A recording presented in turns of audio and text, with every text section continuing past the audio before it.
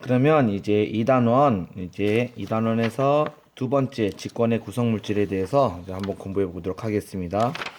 직권의 구성 물질에서 첫 번째로 이제 암석에 대해서 배우는데, 암석은 광물로 구성되어 있다. 그래서 암석을 이루고 있는 것이 광물이다라는 사실을 알았으면 합니다. 그래서 우리가 암석을 구성하는 각각의 작은 알갱이를 광물이라고 하는데, 광물에 여기서 작다라고 되어 있어서 무조건 작다 이렇게 표현하지 말고, 같은 성질을 가지고 있으면 큰 덩어리도 광물일 수 있다라고 알아두시면 되겠습니다. 그리고 이러한 광물들, 즉 우리는 먼저 암석을 공부하기 위해서 광물을 공부하는 것인데, 이러한 광물들은 서로 다 다른 특징이 있고, 이러한 특징들로 구별해서 어떤 광물은 장석이다, 어떤 광물은 석영이다, 어떤 광물은 흑모등이다라고 구별할 수가 있습니다. 그러면 이렇게 석영, 장석, 흑모를 구별할 수 있는 그런 특징들은 어떤 것이 있을까를 한번 알아보도록 하겠습니다. 46페이지에 이제 나와 있는 것이 결정형으로 광물을 구별할 수가 있다. 예를 들어서 석영은 이런 육각기둥의 모양을 가지고 있고, 황철성은 독특한 이제 육면체 모양의 결정형을 가지고 있습니다. 결정형은 규칙적이지 않지만 원래 이제 이 광물이 생겨날 때 자연적으로 안정적으로 생겨나면 이러한 모양으로 생겨나기 때문에 이러한 모양을 결정형이라고 합니다. 그리고 우리가 어떤 광물을 눈으로 봤을 때 이거 금색이네, 이것도 금색 같은데, 이것도 금색 같은데, 이렇게 금색, 금으로 보이는 색깔이다 해서 눈으로 보이는 색, 눈으로 구별할 수 있는 색. 그래서 우리는 이러한 색을 겉보기 색깔이라고 합니다. 문제는 이것도 금 같고 이것도 금 같고 이것도 금이 다 들어있는 것 같아요. 그럴 때 좋은 판이라는 하얀색 판에, 이런 좋은 판에 단단한 판이 있는데, 이러한 좋은 판에 긁어봤을 때 나타내는 이러한 색깔로 이거는 노란색이니까 얘는 가루 색깔이라 하는데, 가루의 색, 광물 가루의 색, 좋은 판에 긁었을 때 나타나는 광물 가루의 색을 좋은 색이라고 하고, 좋은 색으로 광물을 구별할 수가 있어요. 세 개 다 금과 같지만 얘는 좋은 색이 노란색이라서 금이라고 할 수가 있고요. 얘는 좋은 색이 검은색이면 황철색, 좋은 색이 녹색과 갈색과 까만색 비슷하면 황동석이라고 알 수가 있습니다. 그래서 광물의 겉모양, 안정적으로 생겨진 광물의 겉모양을 결정형, 그 다음에 광물의 겉보기 색깔, 광물의 좋은 색깔로 구별할 수가 있고요. 또 하나는 광물의 단단하기, 굵기로도 구별할 수가 있습니다. 분필을 손톱으로 긁으면 손톱보다 무른 분필에 흠집이 생깁니다. 이처럼 석영과 방해석을 서로 긁을 때는 방해석이 흠집이 생깁니다. 이처럼 모스 굵기계 단단하고 무른 정도를 모스 굵기계로 나타내는데, 순서는 활석, 석고, 방해석, 형석, 인회석, 정장석, 석영, 황옥, 강옥, 금강석, 이렇게 10개를 줬고요. 보통 여기 아까 전에 여기 좋은 색깔 때 석영과 같은 좋은 판보다 단단한 광물은 좋은 판에 긁히지 않는다라고 했으니까, 석영이 굵기가 7인데 좋은 판 한 요 정도에서 6.5 정도의 좋은 판이 있겠죠. 정장석을 긁으면 하얀색 가루가 나타나거든요. 인회석, 형석도 마찬가지로, 예를 들어서 어떤 물질로 형석을 긁었는데 형석은 흠집이 안 생기고 그 물질에 흠집이 생겼습니다. 그리고 그 물질과 방해석을 긁었는데 이 물질 방해석에 흠집이 생기면 3.5의 단단하기가 있구나라고 알 수가 있습니다.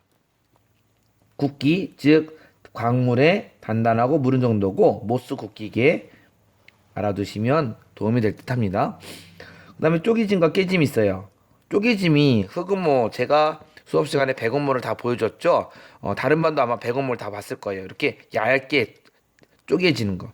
방해석도 광물 표본에서 다 봤을 거예요. 이렇게 찌그러진 육면체 모양. 그런데 이렇게 뭔가 딱 충격을 받았을 때 이런 모양으로 규칙적인 모양으로 갈라지는 성질을 쪼개짐이라고 하죠. 하지만 깨짐, 유리가 깨진 것처럼 불규칙하게 나눠지는 것을 깨짐이라고 합니다.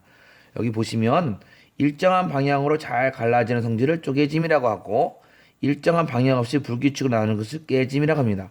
쪼개짐과 깨짐도 광물을 구별할 수가 있습니다. 대표적으로 방해석이 그렇죠. 염산 반응과 자성. 방해석이라는 광물에 염산을 떨어뜨리면 거품이 발생해요. 염산에 얘가 녹으면서 거품이 이렇게 부글부글 발생하는데 이것도 광물을 구별할 수가 있습니다. 예를 들어서 흑음모와 방해석을 구별하는 방법은 쪼개짐으로도 구별할 수가 있구나. 그리고 염산 반응으로 구별할 수가 있구나. 라고 알 수가 있죠. 그리고 석영과 방해석을 구별하는 방법. 결정형으로 구별할 수가 있구나. 그리고 쪼개짐으로 구별할 수가 있고 석영은 쪼개짐이 없지요. 염산 반응으로도 구별할 수가 있네요. 근데 둘 다 자석에는 붙지 않네요. 이처럼 각각의 광물들이 가지고 있는 성질로 그 광물을 구별할 수가 있습니다. 여기 보시면 석영 이거 흰색이고 좋은 색도 좋은 색이 안 나오죠? 방해석은 흰색이 나올 거고요. 여기는 깨짐이 있고요. 여기는 쪼개짐이 있고요. 이거는 되고 이건 안 되고 안 되고 안 되고. 흑음모 색이 검은색이고요. 좋은 색은 검은색이 나오고요. 쪼개짐이 있고요. 염산 반응 안 하고 자성도 없고. 자철석은 색이 검은색이고요. 좋은 색도 검은색이고요. 쪼개짐이 없고 깨지고요. 염산 반응 없고요. 자성은 있고요. 이처럼 여러 가지 광물을 구별할 수 있는 그러한 성질들로 구별할 수가 있습니다. 근데 이러한 광물들이 우리 여기 페이지 한번 다시 볼게요. 4,000종이 넘습니다. 4,000종. 하지만 대다수의 이런 대부분 암석에는 석영, 장석, 흑음모, 휘석, 갑선석, 감남석에 6가지 과물이 가장 많이 들어있어서 주요 저항 과물이라고 합니다. 주요 저항 과물은 석영, 장석, 흑음모, 휘석, 각선석, 감남석이 있는데 이 두 개는 밝은색 광물이고 나머지는 어두운색 광물이 되겠지요. 그러면 얘네가 많이 들어있으면 암석이 어둡다. 얘네가 많이 들어있으면 암석이 밝다가 되겠지요. 우리가 살고 있는 지구의 지각은 암석으로 이루어져 있고 암석은 광물로 이루어져 있으며 광물은 원소로 이루어져 있습니다. 그래서 이러한 원소들 중에서 지각을 구성하는 8대 원소가 있는데 가장 많은 건 산소, 그 다음 많은 건 규소, 순서대로 알루미늄, 철, 칼슘, 나트륨, 칼륨, 마그네슘이 있고 기타는 여러 가지 원소들이 있다는 뜻입니다. 그러면 지금까지 지각을 구성하고 있는 암석을 알기 위해서 암석을 이루고 있는 광물을 알아봤고 광물들을 구별할 수 있는 여러 가지 특징들을 알아봤고 이러한 광물을 조항광물이라고 하는데 주요 조항광물 6개를 알아봤고 지각을 이루고 있는 원소들은 산소가 가장 많고 규소가 많고 나머지 순서가 있다는 사실도 알았습니다. 그럼 이제 암석을 알아볼 겁니다. 암석은 그 만들어지는 원인에 따라서 중요한 사실입니다.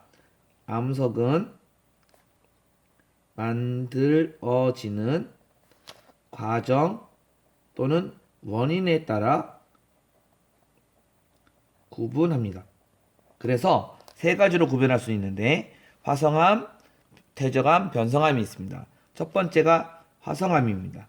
화성암은 용암이나 마그마나 용암이 식어서 만들어졌으면 화성암이라고 합니다. 땅속에 돌이나 여러 가지 물질들이 뜨거운 열에 의해서 녹습니다. 이렇게 용암처럼 녹습니다. 땅속에 있을 때를 마그마라고 하고 나왔을 때를 용암이라고 합니다. 용암. 근데 이러한 용암이 지금 이렇게 꺼쭉하고 흘러다닐 수가 있지만 얘네가 식으면 이처럼 돌이 됩니다. 암석이 되고 이러한 암석 전체를 화성암이라고 합니다. 즉 마그마 용암이 식어서 된 거다. 그런데 화성암엔 현무암, 안산암, 유문암이라는 세 가지 암석과 반려암, 섬노감, 화강암이라는 세 가지 암석이 있습니다. 왼쪽과 오른쪽을 구별해 보면 여기가 모두 가루나 광물의 입자 덩어리가 안 보이지만 여기는 까만색 덩어리, 하얀색 덩어리, 하얀색 덩어리, 까만색 덩어리, 하얀색 덩어리, 까만색 덩어리가 잘 보여요. 우리는 여기를 결정이 크다라고 할 수가 있고 여기는 결정이 작다라고 할 수 있습니다. 결정이 크다라는 소리는 얘는 천천히 식었음, 즉 마그마가 천천히 식어서 만들어진 암석이고 결정이 작다는 것은 암석이 빨리 식었음이라는 사실도 알 수가 있습니다. 그래서 우리는 이러한 암석을 심성암이라고 하고 이러한 암석을 화산암이라고 합니다. 화성암은 빨리 식은 화산암하고 천천히 식은 심성암이 있는데 빨리 식은 화산암은 결정이 작고 천천히 식은 심성암은 결정이 크구나. 그리고 잘 봤더니 화산암, 심성암 구별을 모두 다 밝은 색인 암석, 어두운 색 암석이 있고 어두운 색 암석은 아까 전에 봤듯이 네 가지 광물, 흑은모, 각선석, 휘석, 감란석이 많은 거고 밝은 색에는 석영과 장성이 많다는 사실도 알 수가 있습니다. 여기 보시면 제주도 돌하르방은 어두운 색 현무암으로 되어 있고요.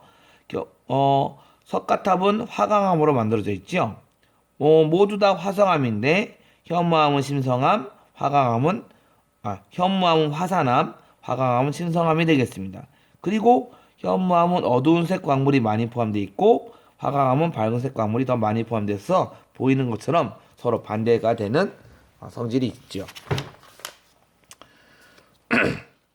그러면 이렇게 되는 것은 바로 천천히 식은 것과 빨리 식은 것의 차이가 됐기 때문에 살놀이라는 물질로 실험을 해도 똑같은 결과를 얻을 수가 있습니다.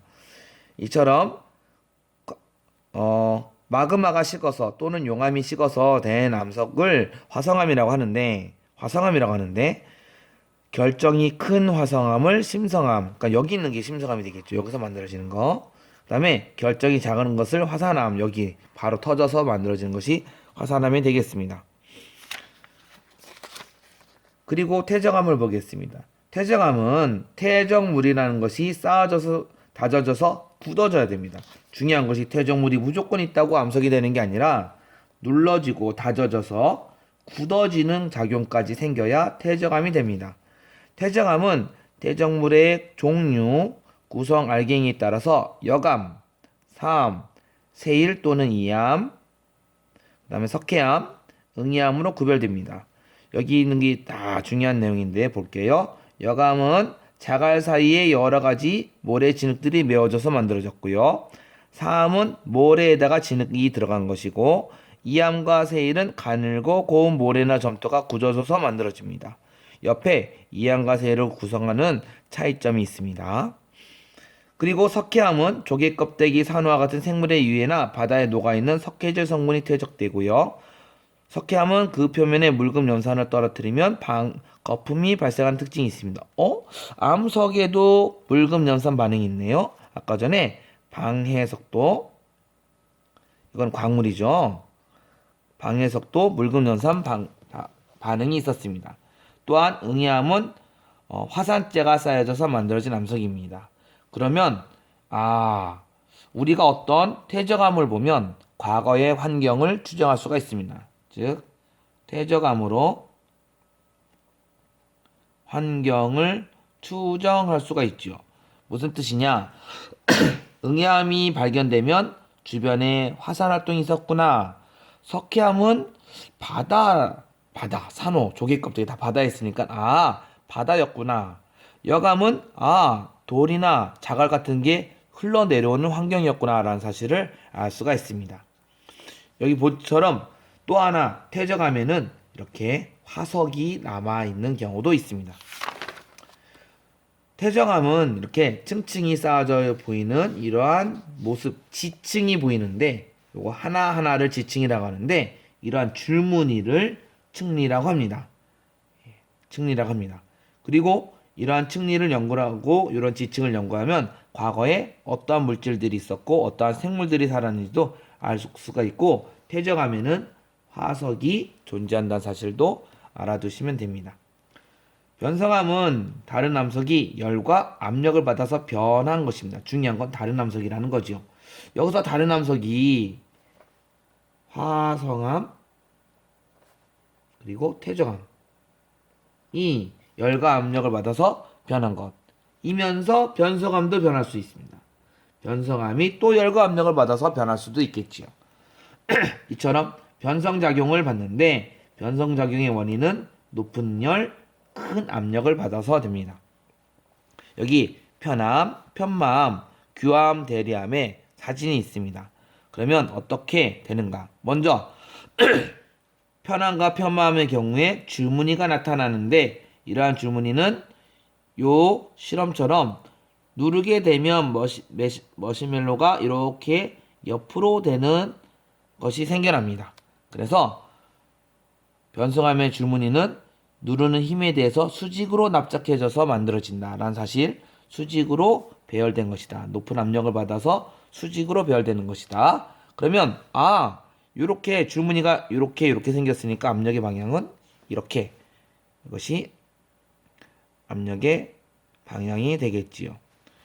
그 다음에 규암이나 대리암은 줄무늬가 안 나타나는데 열을 받아서 되는 경우가 많구나. 또 알 수가 있습니다. 여기 페이지에 중요한 이제 내용이 요건데, 원래 암석이 이러한 것이 변성암이 되는데, 온도, 압력을 받아서, 최종적으로 되는 암석이 적혀 있습니다.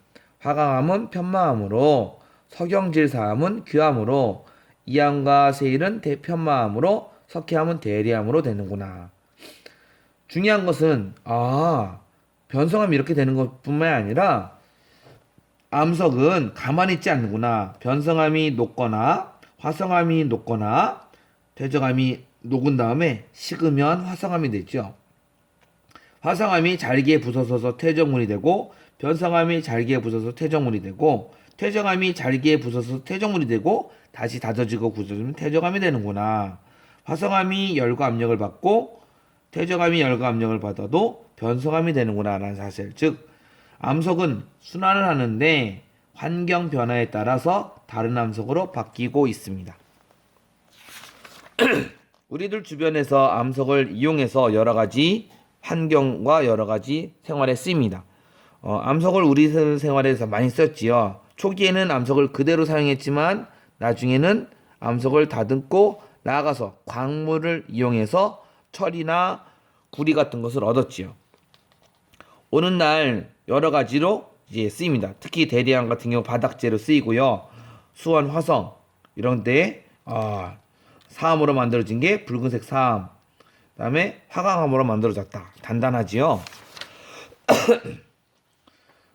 우리들은 여러 가지 물건을 암석과 광물로부터 얻습니다. 즉, 우리들이 그냥 요즘에는 암석을 그대로 사용해서 비석으로 사용하기도 하고 암석에서 광물을 뽑아가지고 그 광물에서 여러 가지 금속을 소재를 뽑아서 다시 산업에 사용되기도 합니다. 여기 있는 단원 마무리 잘 읽어보시고요. 이제 직권의 운동을 공부하겠습니다. 직권이라는 것은 우리 지구계에서 직권을 따로 배웠었는데 그 직권을 공부하는 겁니다. 우리의 직권, 즉 지구 내부는 어떻게 돼 있고 우리가 살고 있는 지각은 무엇인지를 알아보는 단원입니다. 직권은 여러 가지 방법으로 지구 내부를 보는데 대부분은 땅 파서 보는 것이 일반적이라고 보지만 고작 11km밖에 못 팠고 지구의 반지름은 6,400km나 됩니다. 그래서 지구 내부를 조사하는 방법은 시추, 직접 파서 보는 것도 있지만 대부분은 지진파를 연구합니다. 지진파를 연구하는 것은 수박을 통통 두드리거나 X선을 보는 것과 비슷합니다. 그래서 지진파를 발생해서 보는데 지진이 발생하는 곳을 진원이라고 하고 땅속에 있지요. 그 다음에 이런 진원에서 지표면의 바로 위, 진원의 바로 위를 진앙이라고 합니다. 그러면 진원에서 지진이 빡 발생해서 사방팔방으로 퍼져나가는데 지진이 퍼져나가는 파동이 분석해 봤더니 두 가지 파동이 있더라라는 사실을 알았습니다. 바로 P파라는 파와 S파라는 파입니다. P파는 고체, 액체, 기체를 모두 다 통과하고요. 우리는 P파 같은 파를 종파라고 합니다. S파는 고체만 통과하고요. 우리는 이런 파를 횡파라고 합니다. 종파와 횡파는 나중에 또 배울 겁니다. P파와 S파, 즉 지진이 땅 발생을 했을 때 P파가 도착한 시간, 그 다음 시 뒤에 S파가 도착한 시간을 봤으니까 P파가 빠르구나, S파가 느리구나 라는 사실을 알 수가 있습니다. 그리고 우리는 이러한 시간 차이를 PSC라고 하고, PSC가 길면 지진이 멀리서 발생했고, PSC가 짧으면 지진이 가까운 곳에서 발생했다는 사실도 추정할 수가 있습니다. 지진파를 분석해보면 이러한 결과를 얻어요. 빨간색의 P파가 갑자기 빨라지기 시작해서 쭉 빨라지다가 갑자기 속력이 떨어지고 다시 천천히 빨라져서 또 갑자기 속력이 올라가서 빨라지는 곳. 지구 내부는 우리가 그냥 관측하는 곳과 속력이 빨라지는 곳과 S파가 도착하지 않고 P파가 속력이 다시 느려졌다가 빨라지는 곳, 점프해서 빨라지는 곳으로 구별이 되는구나 라고 해서 지구 내부는 하나, 둘, 셋, 네 개로 구별할 수가 있습니다. 그리고 여기 갑자기 빨라지는 곳, 요곳을 우리는 모호면이라고 합니다. 모호로 비치치라는 과학자가 발견했습니다. 그래서 우리는 모호면 전을 지각, 그 아래를 멘틀, 그 아래를 외핵, 그 아래를 내핵이라고 합니다. 지각을 연구해 봤더니 지각은 그림처럼 대륙 지각은 두껍게, 해양 지각은 얇게 존재합니다. 왜 두껍냐? 무거우면 많이 가라앉듯이 대륙 지각엔 산도 있고요.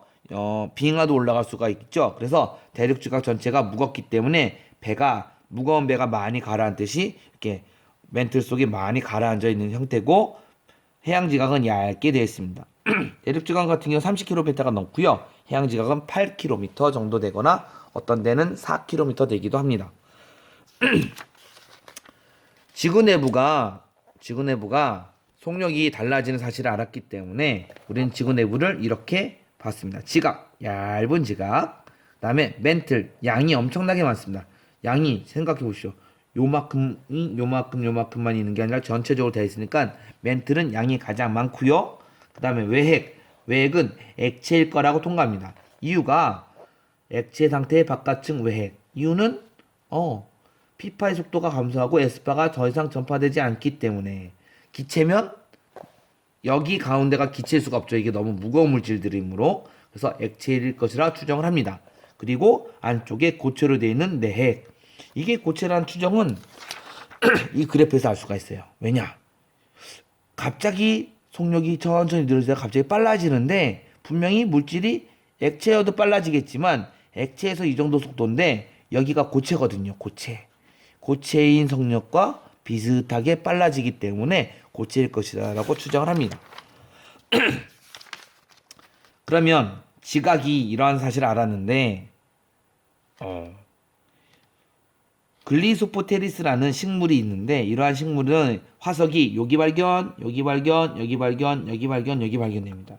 재밌는 점은 얘는 바람을 타고서 갈 수는 있겠지만 이렇게 넓게 여기서부터 여기까지 혹은 여기서부터 여기까지를 못 가요. 바람도 이렇게 안 불고. 도대체 어떻게 먼 곳을 따라 이동을 했을까? 사람들이 화석이 발견을 보고 궁금해했습니다. 황당한 학설도 있었죠. 육교가 있다, 다른 것이 옮겼을 것이다. 하지만 옛날에 너무 오래전 살았었고 2억 년 전 살았던 거예요. 2억 년 전 여기 힌트 있습니다. 바람 때문에 이동할 수도 없었을 거고 씨앗도 되게 크다고 합니다. 어떻게 이 화석들이 발견됐을까? 처음에 이 화석을 가지고 봤다기보다는 베게너라는 이런 과학자가 대륙이 붙어 있었지 않았을까라는 그런 것을 생각을 했습니다. 왜 이렇게 되는지 한번 보겠습니다. 베게너는 남아메리카 대륙과 아프리카 대륙의 해안선이 비슷하게 퍼즐 조각처럼 붙는 것을 알았습니다. 이 사람이 천재입니다. 왜냐? 보통 세계지도가 이러한 모습이거든요. 이러한 모습. 이러한 모습. 그러면 여기랑 여기를 어떻게 맞추죠? 이게 이쪽에 있는 세계지도도 있어요. 하여간 땅이 움직였다고는 상상을 못하기 때문에 요 부분과 요 부분이 이렇게 맞춰진다라는 것을 가지고 맞춰져? 그런데 글리소프테리스 화석을 볼게요.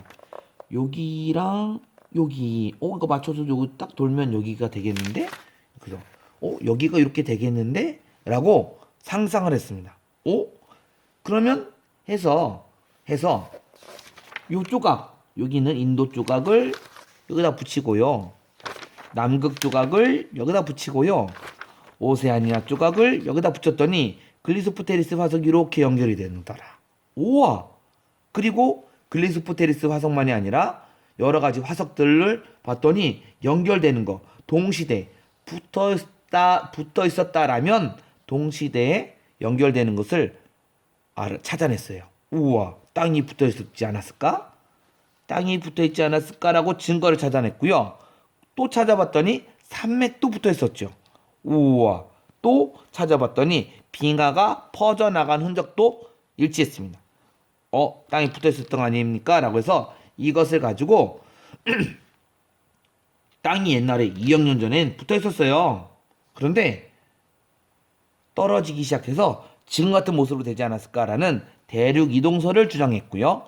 이렇게 큰 땅덩어리를 판게아라고 주장을 했습니다. 멋진 주장이었죠. 그래서 베게너가 주장한 대륙 이동설의 증거는 4가지가 있습니다. 문제는 베게너가 대륙 이동설을 주장했는데 얘가 땅이 어떻게 움직여요? 옛날 사람들은 이게 움직인다는 사실 자체가 이해가 안 갔어요. 이걸 어떻게 이동해? 땅을 대륙을 이동시키는 힘이 무언지를 모르고 베게너도 이거 이렇게 된 것 같지 않아요? 라고 했는데 그러면 어떻게 이게 떨어졌죠? 라고 할 때 이걸 설명을 못했기 때문에 베게너의 학설을 인정받지 못했습니다. 시간이 지나서 홈스라는 영국의 과학자가 대륙을 이동시키는 힘이 땅을 누가 움직이는 게 아니라 멘틀이 멘틀 어디 있었죠? 볼게요. 멘틀이 지각이 여기 있는데 멘틀이 이렇게 움직여서 이렇게 가고 이렇게 움직여서 이렇게 가면 여기는 지각이 일로 가고 여기는 지각이 일로 갈 거 아니야 라는 멘틀의 대류설을 주장했습니다. 멘틀 대류설. 컨베이어 벨트가 이렇게 지나가면 위에 있는 짐도 같이 지나가듯이 멘틀이 이렇게 지나가면 위에 있는 지각도 지나갈 거 아니야 라고 주장을 했습니다.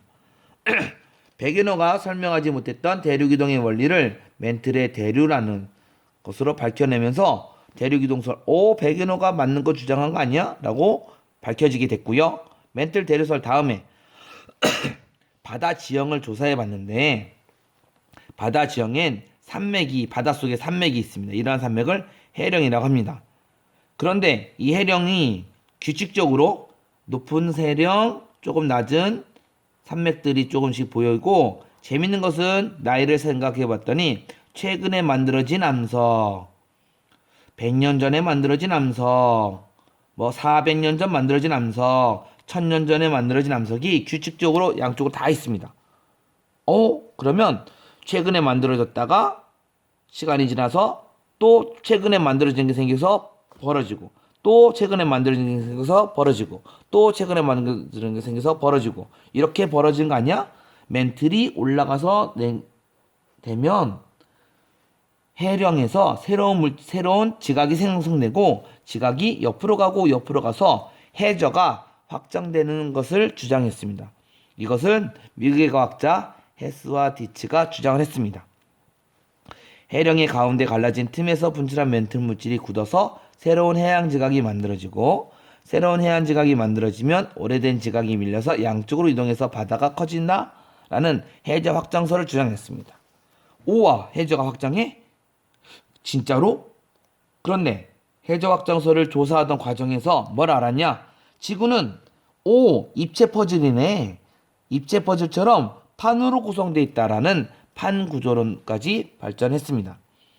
그런데 이거 좀 어렵죠. 이렇게 해서 쭉 말하는 게. 그래서 정리가 된 게 있습니다. 대륙 이동설 베게너가 주장을 했고요. 대륙이 이동했다. 이동의 증거도 4가지씩이나 말씀했었습니다. 근데 인정받지 못했고요. 멘틀 대류설. 멘틀이 대류하는 힘에 의해서 지구의 대륙이 움직인다는 멘틀 대류설. 멘틀이 대류합니다. 그리고 해저 확장설. 해저 확장설은 여기 보시면 해령에 갈라진 틈에서 분출하는 멘틀 물질이 굳어지면서 새로운 해양 지각이 생성되며 새로운 지각이 생성되면 오래된 지각은 양쪽으로 밀려서 이동해서 바다가 커진다. 이렇게 바다가 커진다. 그리고 바다가 들어가는 곳도 있겠지요. 이게 해저 확장설. 그리고 지구는 여러 개의 판 조각으로 이루어져 있고 이 판들이 움직이는구나. 판 밑에 있는 멘틀이 움직여서 판이 움직이는구나. 지각에 대륙만 움직이는 게 아니라 여기 있는 판 전체도 움직이는구나 라는 판 구조론이 나왔습니다. 그러면 이것이 실제로 맞는 것인지 우리 현재 일어나는 것을 보고 알 수가 있습니다. 얼마 전에 일본에서 지진이 발생했었지요. 큰 지진. 여기 지진. 일본. 참 불행한 나라입니다. 일본에는 화산도 있습니다. 그리고 우리는 여기를 불의 고리라고 합니다. 요즘 뉴스에 많이 나옵니다. 남아메리카 여기 화산 폭발했다고 되어 있고요. 인도네시아 화산 폭발하고 있고요. 예. 일본 지진 발생하고 있죠.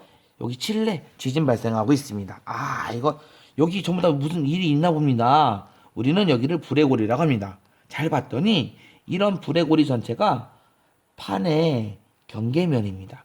태평양판과 유라시아판의 경계면에 일본이 있고요. 필리핀판 경계면에 일본이 있고요. 일본은 판 2개랑 결치네요. 다음에 오와 미국 서부 로스앤젤레스 같은 데는 태평양판과 북아메리카판이 있고요. 여기 불의 고리 칠레 같은 데는 나치카판과 남아메리카판이 있네요. 이런 판의 경계면에서 어떤 변화가 생기길래 지진과 화산이 많이 생길까요? 바로 이런 움직임들이 생깁니다. 4가지가 있어요. 첫 번째, 크게는 3개예요. 수렴, 판 2개가 만나는 곳인데요. 그냥 만난다. 수렴, 만나는 건데 2가지로 만나요. 한 가지 판이 있으면 다른 판이 그대로 들어가는 섭입형 경계. 판과 판이 만나서 서로 위로 올라가는 충돌형 경계. 그리고 발산형 경기는 우리가 배웠던 해저 확장설, 즉